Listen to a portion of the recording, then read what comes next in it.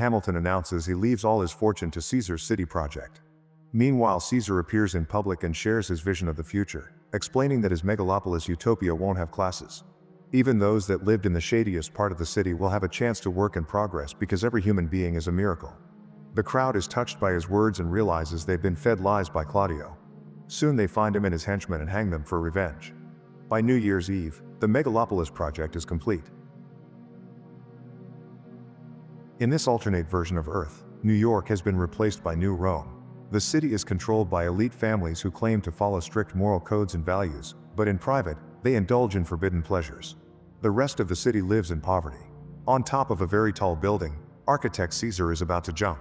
Suddenly he stops time and simply steps back. After staring at the ground and the terrifying height, he activates time again and the city continues to live.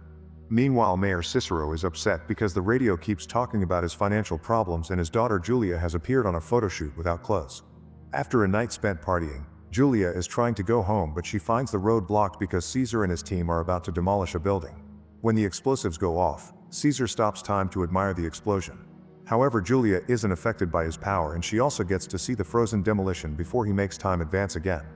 Sometime later, Caesar wins a Nobel Prize for inventing megalon, a revolutionary building material.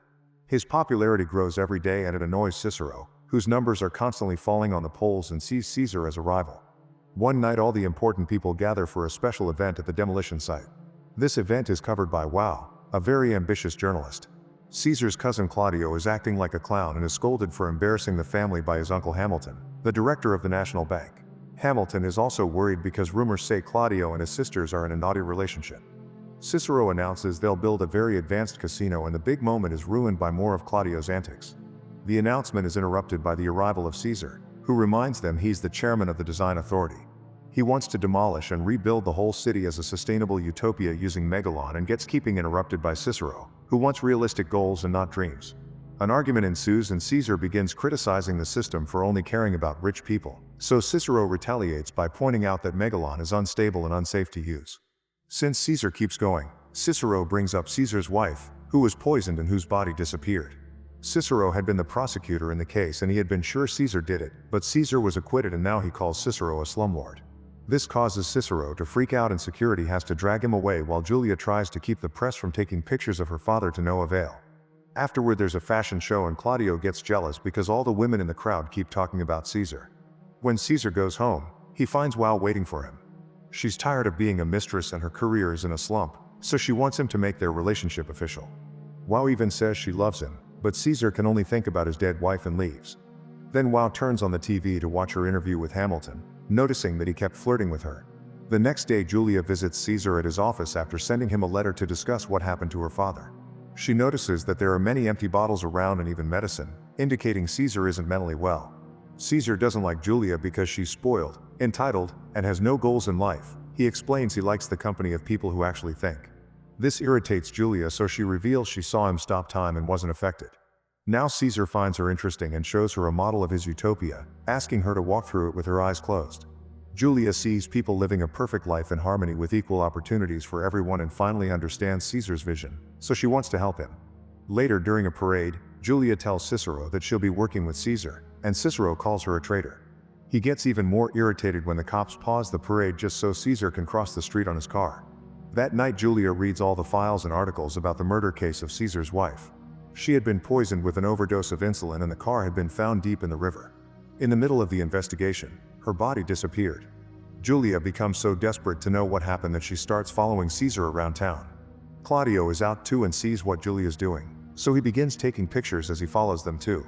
After driving for a while, Caesar's car makes it to a shady neighborhood, where he sees injustice everywhere manifesting as images of falling statues. Then he stops to buy flowers, which confuses Julia. Minutes later Caesar goes inside a mysterious building, where a security guard turns off the alarm lasers to receive him.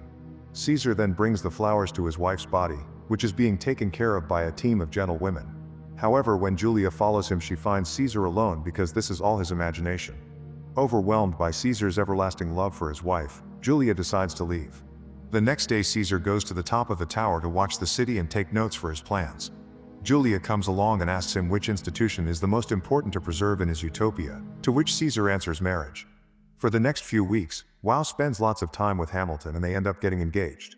On the night of the wedding, Wow gifts Hamilton his very own statue. Julia attends with Caesar, who notices the protesters nearby holding up signs against him, but he ignores them. Reporters keep asking him about Megalon and its possible danger, yet Caesar continues to joke while assuring them it's perfectly safe. In fact, pop star Vesta arrives wearing a dress Caesar made with Megalon, which uses tiny cameras to make it look invisible. Everyone loves Vesta because she promises to stay chaste until marriage. When Cicero arrives, the whole crowd boos him. Since this is New Rome, instead of a modern party they have a celebration inspired by the old Roman Empire, including a chariot race and gladiators fighting. Julia is interviewed by some young students and learns there already are rumors of her dating Caesar. Speaking of Caesar, he spends the night smoking, drinking, and consuming a variety of substances, so everything is a psychedelic blur. He signs autographs and let women flirt with him, but he doesn't return any of it. Julia follows him around trying to rein him in to no avail. While some eccentric clowns finish their show, Claudio bribes a producer to play a video he's brought at the right moment. Then it's time for Vesta to sing while people donate money to support her chastity pledge. Her performance is interrupted by Claudio's video appearing on the big screens, showing Caesar and Vesta doing the dirty and getting caught in the act by paparazzi. This causes a big uproar and bodyguards have to take Vesta away before the angry crowd riots, starting a fight on the stage. Cicero makes a speech that gets ignored while the guards use even more violence to try to calm the crowd down. Eventually the anti-Cicero signs make it to the stage. Meanwhile, Caesar tries to escape through the back door and a man punches him, so he ends up in a fight as well while he keeps hallucinating. Because of all the substances Caesar consumed, it's easy for the other man to knock him down. Julia finds him and takes him away in his car, but they're stopped by the cops. Since Vesta is a minor, Caesar is arrested and kept in custody. In his cell, Caesar tries to stop time and discovers he can't. That night Julia goes to the city archives with a friend and they find some paperwork that proves Vesta lied about other things too. She's not a minor, and she wasn't even born in New Rome. The next day Julia goes to see her father and shows him Vesta's birth certificate to save Caesar. However, Cicero destroys it, saying Caesar may be innocent legally but not morally. A frustrated Julia leaves after announcing she'll just get another copy. Afterward, Julia goes to Hamilton's house and is received by Wow, who stops the elevator to threaten her. She reminds Julia that Hamilton is hers, but so is Caesar. Claudio is also visiting Hamilton since he's trying to become the heir of the bank, but Hamilton suspects Claudio was involved in the video prank. Soon the media is covering the issue of Vesta's real age. They also present forensic proof that the video wasn't real and it had all been a setup. After Caesar is released from jail, Julia visits him on top of his tower. He's sad because he lost his power and finally admits that all his mental issues are caused by his guilt. Caesar didn't kill his wife, but he still feels responsible for not taking good care of her. Julia comforts him, and when they hold hands, Caesar can finally stop time again. Then they kiss, marking the beginning of their new relationship. Weeks pass and Caesar keeps himself busy by working on his project and spending time with Julia. Eventually he tries introducing her to his mother, but the old lady is senile and doesn't understand what's going on. When the couple is alone in bed, they play around with the effects of frozen time. Meanwhile, the lower class hates Caesar more every day for all the buildings he's destroying to build his dream city. Desperate to bring his cousin down, Claudio joins the protests to add fuel to the fire. Soon news of Claudio's plans reach Cicero, who asks his assistant to take care of it. One night Cicero receives terrible news. A Soviet satellite is falling at great speed and will soon land on New Rome. Unfortunately, they don't have the means to stop it, so the locals can only watch in horror how the satellite crashes on their city, destroying most of it. This terrible incident gives Caesar the chance to work on rebuilding the city without any obstacles in his way. He loses himself in his job, playing with time to try to look into the future and design the perfect utopia. After many days of endless working, Caesar is brought out of his trance by Julia, who announces she's pregnant. Caesar is very excited and wants to get married, but Julia turns down the idea, explaining that Caesar's conscience would never forgive him because he still sees himself as married to his dead wife. Sometime later, the couple invites Julia's parents to their new home, which was built following Caesar's advanced designs. Cicero and Caesar keep on arguing while playing cards, so Julia has to scold them like children.